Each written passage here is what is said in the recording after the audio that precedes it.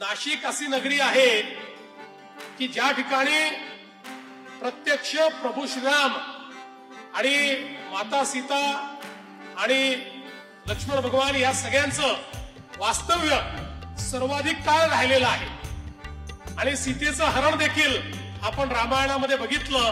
त्या संपूर्ण इतिहासाशी जुडलेलं हे नाशिक आहे. अंजनेरीचं पर्वत या ठिकाणी आहे आणि अर्थातच ज्योतिर्लिंग त्र्यंबकेश्वरचं की ज्या ठिकाणी प्रत्यक्ष आई गोदावरीचं उगमस्थान आहे.